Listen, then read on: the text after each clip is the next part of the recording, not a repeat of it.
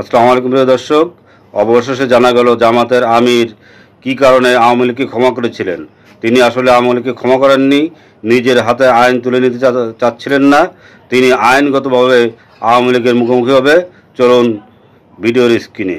আমরা বলেছি যে আমরা প্রতিশোধ নেব না। প্রতিশোধ না নেওয়ার মানে হচ্ছে আমরা আইন হাতে তুলে নেব না, কিন্তু সুনির্দিষ্ট অপরাধ যিনি করেছেন তার বিরুদ্ধে মামলাও হবে এবং তাকে সে মামলায় শাস্তিও পেতে হবে। যে কোনো মূল্যে গদি আমার টিকিয়ে রাখতে হবে। মানুষ যা মারা যাক, কোনো অসুবিধা নেই।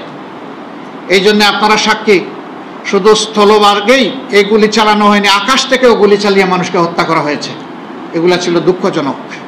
এই দৃশ্য একটা স্বাধীন দেশের নাগরিক দেখতে হবে, এর জন্য আমরা মানসিকভাবে প্রস্তুত ছিলাম না।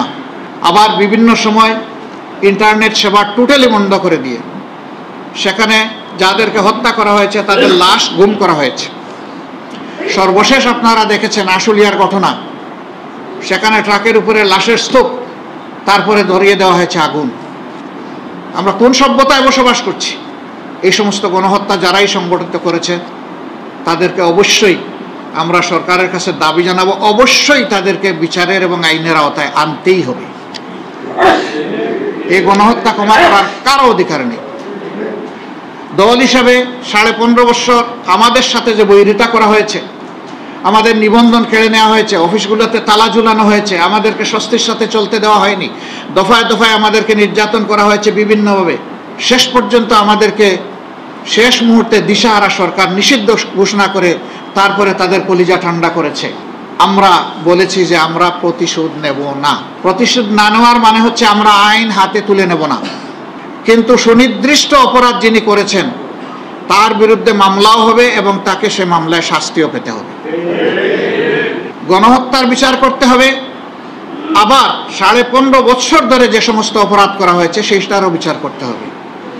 তখন সরকারের প্রধান নির্বাহী থেকে শুরু করে সকলেই তারা বলতেন, এবং এটি আইনের কথা, যে আইন সকলের জন্য সমান, কেউ আইনকে ফাঁকি দিতে পারবেন না। আমরা সেই সমান আইনের প্রয়োগটা এখন দেখতে চাই। তবে এটা ঠিক, এই আইনের আশ্রয় নেওয়ার নামে একজন নিরপরাধ মানুষও যাতে হ্যারাসমেন্টের শিকার না হয় সেটাও আমাদেরকে খেয়াল রাখতে হবে। একসময় এই স্টেজে যারা বসতেন, যাদের মুখের মূল্যবান কথাগুলো আমরা শুনতাম, জাতির কাছে যেত, আজকে স্টেজে বসা লোক একজনও এখানে উপস্থিত নেই।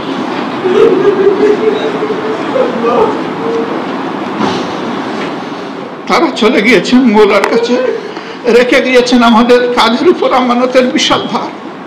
তাদের অপরাধ ছিল এই আয়াতটি যে প্রেক্ষাপটে নাজিল হয়েছিল, এইবারকার হজের মৌসুমে আল্লাহ তাআলা আমাকে সেই জায়গাটায় নিয়ে গিয়েছিলেন। 1000 বছর পুরানো এবং পুরানো মানুষগুলোর হাড্ডি এখনো রয়ে গিয়েছে। এগুলা চিৎকার দিয়ে বিশ্ববাসীকে বলছে, তোমরা সাক্ষী থাকো, আমরা তাওহীদবাদী হওয়ার কারণে আমাদের উপর জুলুম করা হয়েছিল, আমাদেরকে জিতা পুড়িয়ে মারা হয়েছিল, আমাদের নেতৃবৃন্দের এক এক করে 11 জনকে আমাদের বুক থেকে ছিনিয়ে নেওয়া হয়েছে। প্রিয় দর্শক, আমাদের ভিডিওটা যদি ভালো লাগে প্লিজ একটি সাবস্ক্রাইব করে আমাদের পাশেই থাকবেন। ভালো থাকবেন। আল্লাহ হাফেজ।